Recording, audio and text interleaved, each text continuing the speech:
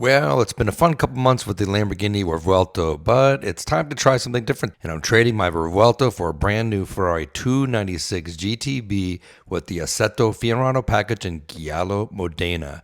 This is the lightweight version of the 296, and it's powered by a 3.0 liter twin turbocharged V6 along with an electric motor with a combined power output of 820 horsepower.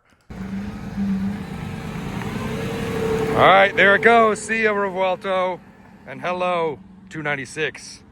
In today's video, I'm going to go over the complete spec as well as review and test it from 0 to 60, quarter mile and half mile, throw it on the scales to see just how much it weighs, and show you what I did at the drag strip in a non-Assetto Fiorano 296 GTB. Okay, so just got back to the house with my new Ferrari 296. Quick disclaimer, no, I actually did not trade the Revuelto for the 296 permanently, just for the day. My buddy let me borrow his yellow 296 and he gets to drive my Revuelto for the day so I can do some testing with this car. So here you go, Ferrari 296 GTB with the Assetto Fiorano package, MSRP $441,000. I'll give you a quick glance at the sticker here.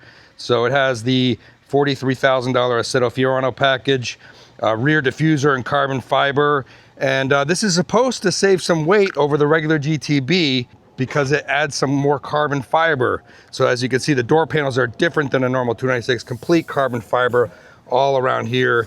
And this also does not have the front lift. So the front lift does not raise up when you have the Assetto Fiorano package.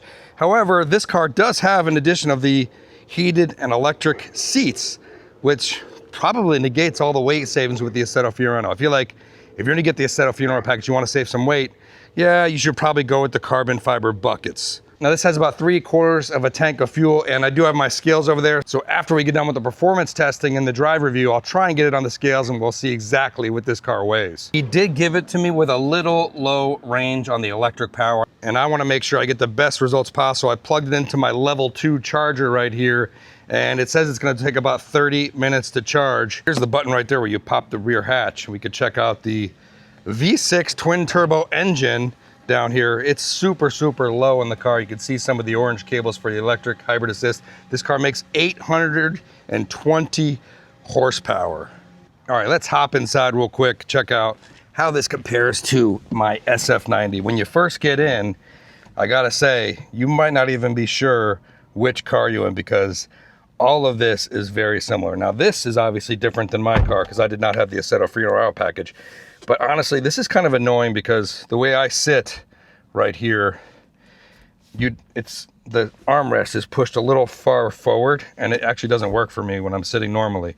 And it's definitely not comfortable with the carbon fiber for your elbow. But in the effort to save weight, you get the carbon fiber here. This has the LED steering wheel with the LED shift lights, and everything else looks the same. You got the same controls over here.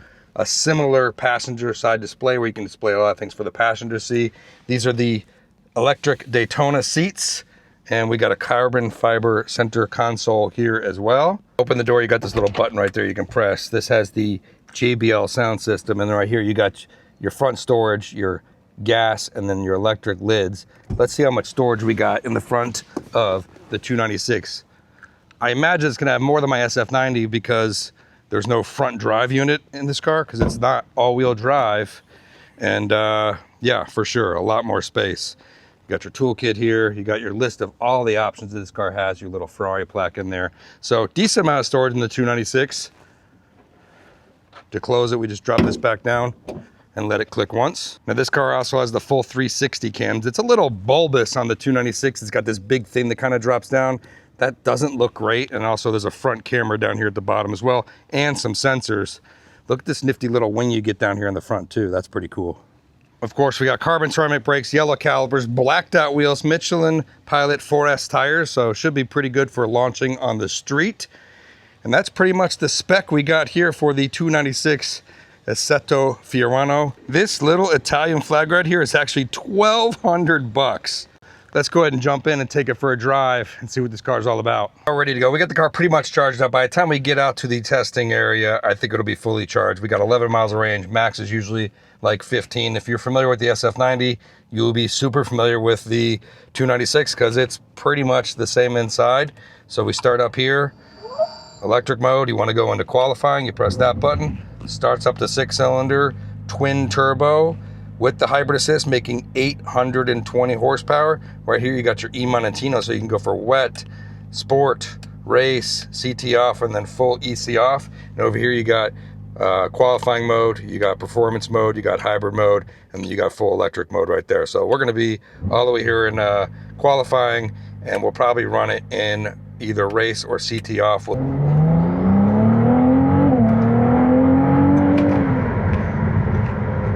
All right, so first impressions are, you know, it's down in first gear because it's not all-wheel drive. I'm used to the SF90. The SF90's got a huge punch in first gear, and this,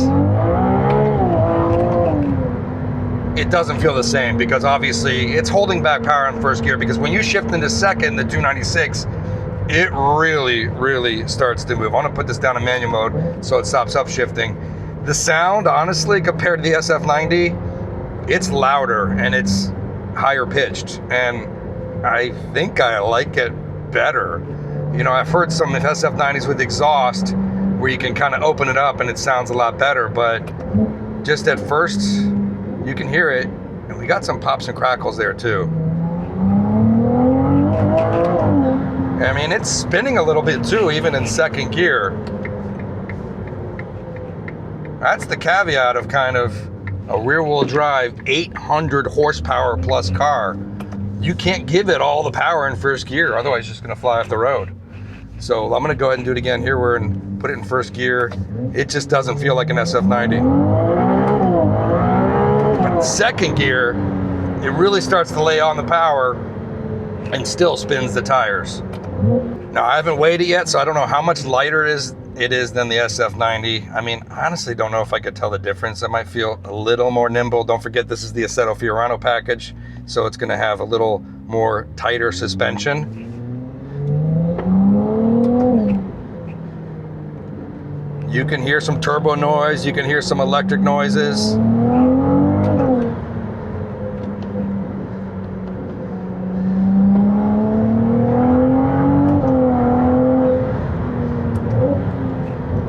And the handling's pretty good. Oh man, third gear just starts pulling real hard.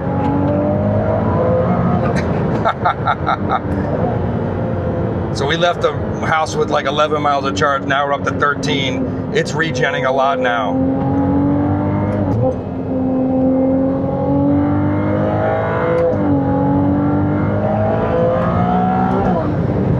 Woof.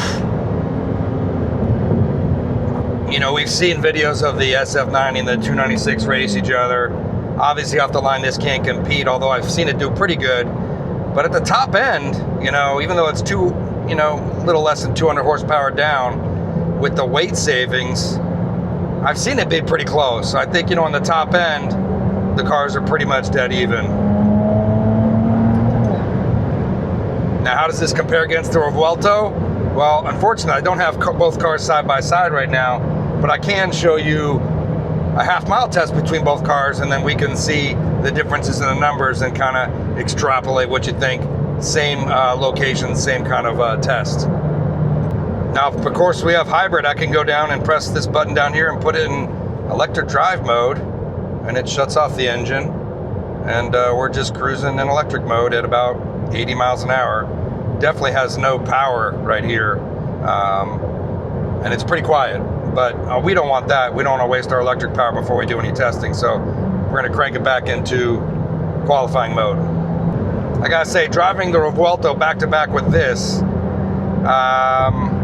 yeah, I think I'm choosing the Revuelto. That V12 just sounds incredible. I mean, this engine's half the size of my Revuelto engine. It just doesn't have the presence. Side by side, when you look at these two cars, both being yellow, both being the aggressive versions of what we got, and of course the Revuelto is a lot more in price, but this Ferrari kind of looks a little soft.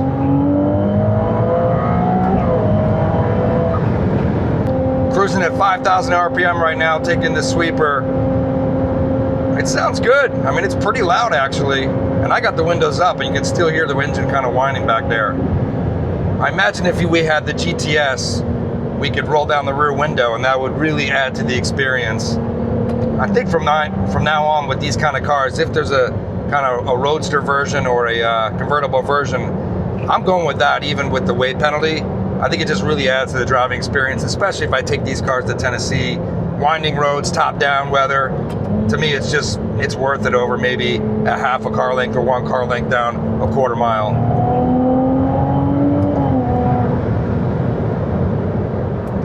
We can also talk about values. It doesn't seem like the hybrid cars are really holding value. And I'm not getting into the Revuelto because it's brand new, but the SF90 and in the 296s are trading way back a sticker. I think what's happening is because there's this whole Ferrari program of where Ferrari owners have to buy pretty much every single car to get the really special ones.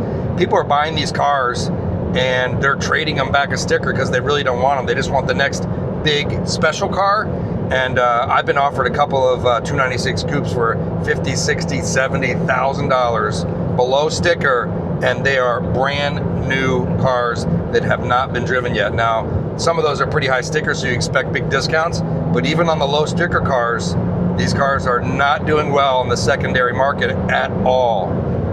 We'll just have to wait to see what happens with the Revuelto. I think the Revuelto is a much different driving experience. You got that big V12. It's way more exotic looking than a 296 or the SF90, albeit it might be a tiny bit slower. I actually did a half-mile test that I'm gonna do in a later video. The weather cooled off. The Revuelto actually picks up a lot of speed. So I just think that V12 gets super hot, loves cooler weather. You're gonna be pretty surprised to see, I think, the numbers that I got out of the Revuelto down half mile with some cooler weather. It matched that of my 765 LT, actually a little faster, and was a little quicker than my SF90 in equivalent weather. Just driving around the 296, visibility is really actually pretty good. There's no monster rear wing like in my 765 or even the Revuelto blocking your rear view. You can see just fine. Side view is good. Looking out back here, maybe not as good visibility of the side things because it doesn't have flying buttresses that the clear 765 has, but just overall driving experience, super easy to drive. All right, let's give it a test. PS mode. Launch control active.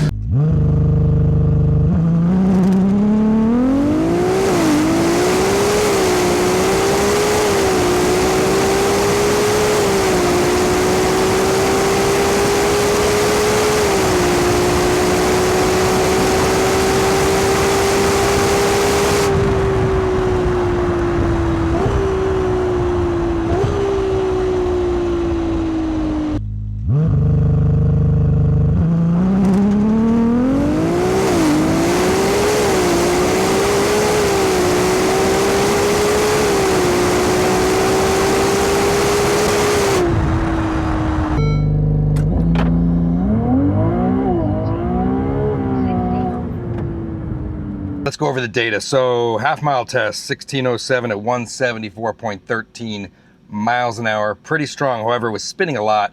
The spot I was at just wasn't hooking well today. Quarter mile for that one was 1048 at 144. I did get another pass where I didn't do full half mile, but I did quarter mile, and that came in a little better. Came in at 1034, a little more miles an hour at 145.68.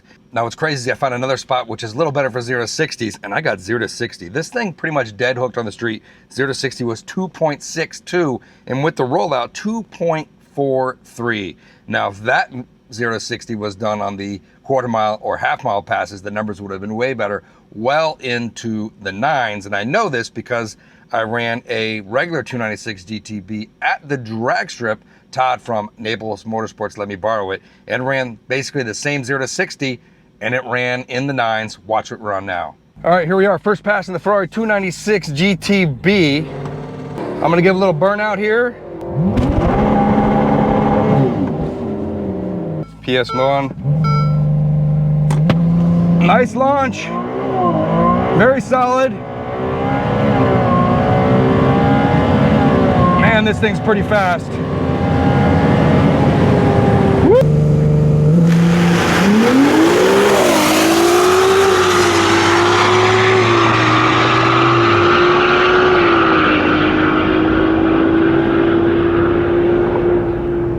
149.8. 145.8. Nice launch. Very solid. Man, this thing's pretty fast. Woo! Wow. All right, we're quickly running out of daylight. We got the 296 ready to load up on the scales. Drop in the comments real quick. What do you think it weighs?